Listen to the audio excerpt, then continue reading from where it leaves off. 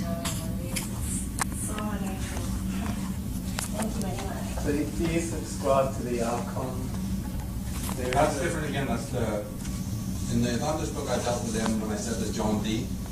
Physical people here open portals to these beings. And so I think there's a lot of evidence. Yeah. I think the Gnostics weren't just sitting around with nothing to do when they wrote about them, so they must have had some reason. And there are many other traditions you hear about them as well. And I think that the Nephilim here, just as I lay out in the book, they have problems. They can't leave the planet, and they have other problems as well. And they weren't able to resolve those problems, so I think there's a good case for the fact that they opened a portal to these beings. And it's contractual. It's not that there's a love relationship or anything between these forces, right? But there's something going on. From what I'm sort of the way I'm heading is that the Catholic Church seems to be very, very central to this whole thing. Not the church itself, but the powers behind the church.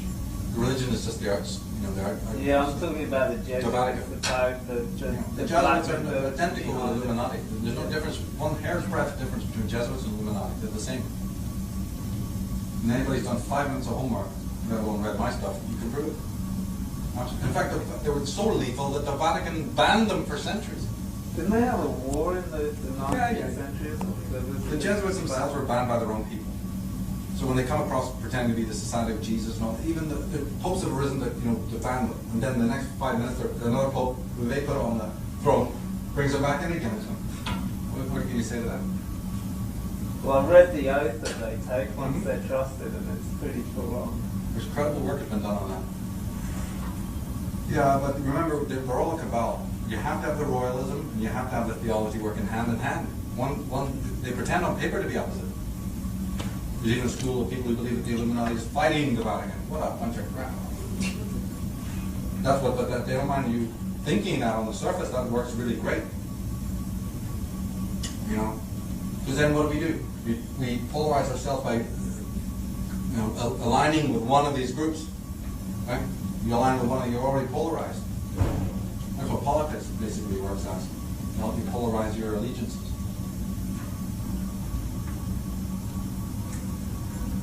What do you think of Alex Jones's perspective on things? I'm very temperamentally like him, so I have a lot of affiliation. Factually, he's great, but sometimes I think he's very judgmental. Yeah, exactly. He's a bit extreme, I'm speaking to Lord Rothschild, I wouldn't have handled it that way. Yeah. We can go into details about individual things, but I think generally the guy's all right. Yeah. I don't believe a lot of people say he's working for them. That's bullshit. Any more than David Icke or me. You should see the shit that he tells about me. I love it. That's great. Because they're idiots. The people who think that are idiots. They obviously can't read, they can't research, they've done nothing, and they have no brain. Yeah. So what the hell should you worry about them for? Any intelligent person who's actually studied your work knows what you are. Yeah. I mean, to me, anybody from my country, I would be is a Mason, and to me, a horrent creature. I spit on these organizations. I hate them. I hate what they're all about. So in one way, it's kind of horrible to be called that, but then when you realize that the level is zero IQ, the one, I have some pity on it. I think if there's more people like Alex Jones, America, for one, would be in a better place, really. So even as extreme as he is, he's to me, very refreshing. And you see also he has evolved. If you go back and look at some of the early stuff, that was pretty fucking primitive. But he's quite advanced in many ways. If you see change, in a guy evolving, you gotta give him, it takes a big man to do that. He used to slander David Icke, remember?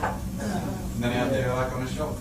Sometimes not him, but his mates used to slander me, then they had me on the show. So, that takes a big man to do that. And needs to be given credibility for that. You always need to stay skeptical. I always have a question mark over everyone.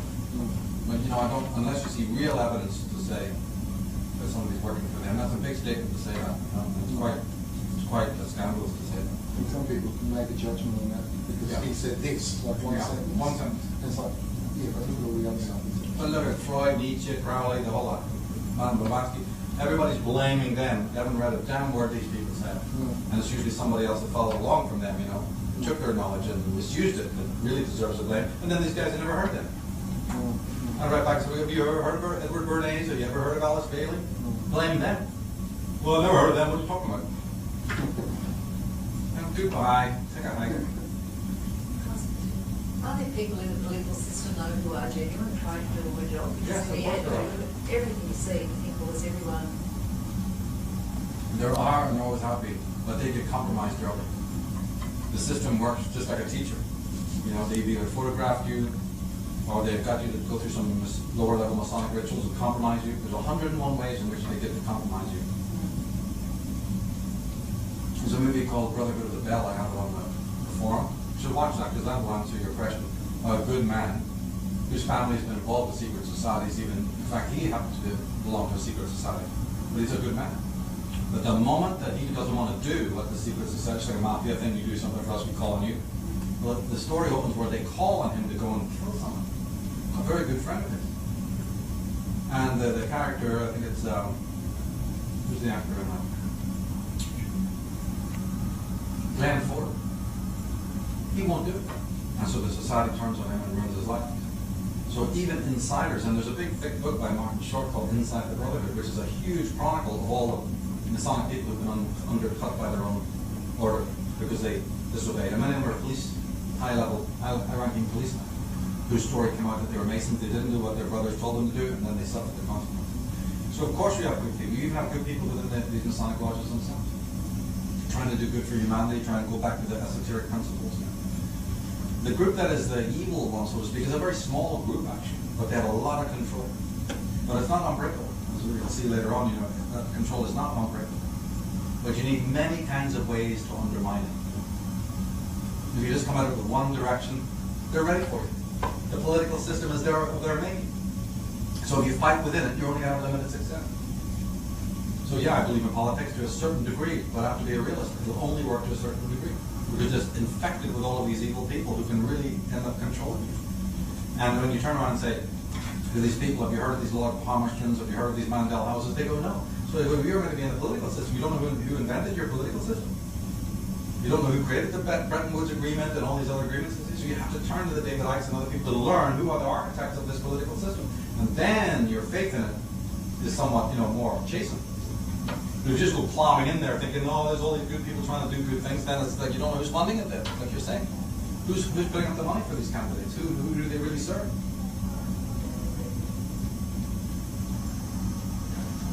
Everybody's heard of Skull and Bones. How many people know who Coit Gilman was, the guy who created it, and his ties to the British government? The whole thing is British establishment. England is America is nothing more than a vassal state. In fact, the Australia and Canada are vassal states of the British Isles. The British Isles is connected through Henry VIII to the Jesuit order and to the Venetians. Yeah, through the Black Venetians, in anyway, about the through Henry VIII. 15th century, where Henry VIII sold out prison to the Yeah, Venetians. but that whole lie that he did because he wanted to marry who he wanted, That was a cover. Cover story. It's money. It's the Jewish money behind him. They gave him. Before Henry VIII, there was king. What did the king mean? King was some guy wrapped in furs, shivering in his castle. They didn't have windows. You can go there as a tourist and see the castles. They were poverty-stricken. When the big Jewish money came in from Spain and France, Henry VIII took it.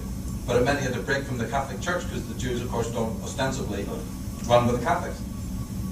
The whole story. You can email me. I'll tell you where to go to find out. When I come to this country, we walk in Sydney, and it's King George this, and it's Queen Elizabeth that. Really cute. What would we see? George Street, King Albert this, Prince Albert that. I mean, what the fuck? This is Australia. Yeah, Queen's flag. I'm almost embarrassed to take photographs of the place. Oh yeah, we're all over here because we are not only you, because not only your ancestors suffered, but the people at home suffered. When a person was deported, the whole family that stayed behind was disowned and made poverty-stricken. And here you come and they're building statues to the tyrants, the bastards. Jesus Christ. Now, these are the contradictions in human beings. What do you do about that? How do you uninstall that from the people's minds? The Queen was here a couple of weeks ago. It was amazing at the crowd that we got here. Yeah, she got one of the biggest crowds in the world in Brisbane. Harmless 46,000. morons, waving their flag. Because it's all historical amnesia. I haven't the faintest idea what crimes these people are doing and are doing now. They're only arriving here because it's a ritual to say, next phase, please. Some poor bastard gets charged just for bearing fun to the Queen as well. Probably locked up for life. But who are these puffin' jays? There's a whole other school of people say that that particular royal family aren't even royal. They shouldn't even be on the. You know, I don't bother with that. But there's other people who've gone to try and saying that they're not even really the royal. Saxe-Coburg family. All of that, yeah. There came one tyrant fighting the other. Who really cares? If it wasn't them, it would be some other monster. Were you? Have you been in Melbourne yet? Yeah, we had 4 days. I was in Melbourne recently and I took a walk along the river and near the Crown Casino there's a red like a stage and it's like when you look at it it's like in Egypt, it's like a sacrificial altar. Yeah, there was a lot of that stuff. Yeah, so that's there and it's looking straight at this statue which is a stylized owl. No But way. it's That might be the thing that somebody else was describing just when we were in Melbourne. when you look at it, it has no wording on it at all, but it's huge and it's like that. And the head is like a square with the swirly thing in the centre of it, and the wings are like that. How about that? Yeah, you got photographs of that? I have actually. Yeah, send it to me. I will. We have a forum, a symbolism section, I could put it there. Yeah, and then when you walk along to Federation Square and you look at the Museum of Art, the Victorian Museum, when you look up, it's like the prison, just the layers of the prison, the way the building is built. So when you look at Federation Square, it's just like a prison. And then when you look away from there and you look across to the Victoria Museum of the Arts, which is quite old, built I think in the early 70s. It has the net on top. You've all seen it. It goes up like this, so it's like capturing all of that amazing Yeah, when you look at creativity. Grand Lodge of Freemasonry in England, they have the net. One of the first things you see, the net is a very ancient symbol of the capturing of the souls of human beings. It's so powerful. So it's just in a 5-minute walk, and it's like, oh, it's kind of like, bleh. Well, we're coming back to what's the even more of it. But it's through the symbolism.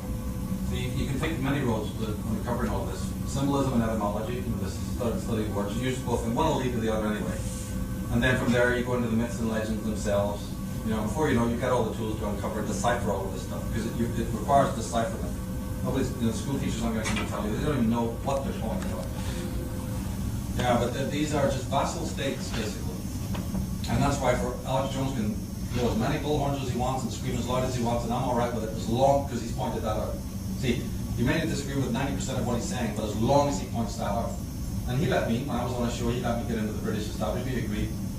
That one piece is worth everything that he's done, regardless of what other stuff he gets into. Because at the bottom line, see, they may pull back in time, they may bring their troops out, just like they brought their troops out of Northern Ireland. But that doesn't mean that they've relinquished economic control. Because this, when I say, I don't even mean British people, it's this Crown establishment, the Crown Corporation. They own every square inch of America. Probably of Canada too when it comes to it. When you pay, do you pay rates here? Yeah. That's it. If you pay rates here, it goes to the Queen of England. That was a about Marxist. 10 years ago they changed the constitution. Yeah. Everything that was crown was held, and now it's the state of Queensland. But the state is actually a shorter word for estate, the Queen's estates. Yeah. Because they know that people are awakening now, right? That's what the word state means. Estates, like they're fucking riding their horses over you. The thing is that now they have to pull back a little bit and not show the obvious connections. So they put this corporation, you're paying a corporation now. Corporation means dead thing. A corporation means corp, owned by the Queen of England. My dad was a Marxist, you know, and you should see the day, I'll never forget the day when he found out that he was paying his rent to the Lords. He lived in Bangor, you know, a suburb of Belfast. Here's this Marxist who's only he doesn't know anything about what we're talking about. He's never in the conspiracy. And the day that him and his commie mates found out that they're paying their rates to Lady Ward, some old rotten biddy living up in a mansion, you know, big castle. The Wards are top-level Illuminati. They were put there in the old days by Queen Elizabeth I when they wrecked Ireland, and they brought Illuminati families over to take the land from the Irish. The Ward family, anybody heard of Montgomery Ward, the company? Do you have that here? It's them. Or even the Second World War. Louis, what was his name? Montgomery, the 8th Army General. Remember him? Paul Cromwell? Yeah, well, General Montgomery. General Montgomery. Watch out for that name, because they're extremely high-level Illuminati. Well, their descendant, my dad was paying rent to her, she's still there. And you should have seen a look on his face. Because he tracked it back through the bank, he found out that, oh, wait a minute, what's this? And then he found out that it's just you deposit in your bank, you know, you're sending a check and to pay, and it's going straight to their account. So the land itself is owned. So these are just the the state is just an estate. The estate of these landed gentry types. So that's why they come, you know, they're. But you don't even own your body, because under the papal bulls from the 14th century, they own your body, they own the land, they own your soul, they own everything that you have. Your money, everything. And your consciousness. Yeah. Well, they don't own your consciousness, but you have to learn how to own it yourself. We should head back to the practice. But yeah.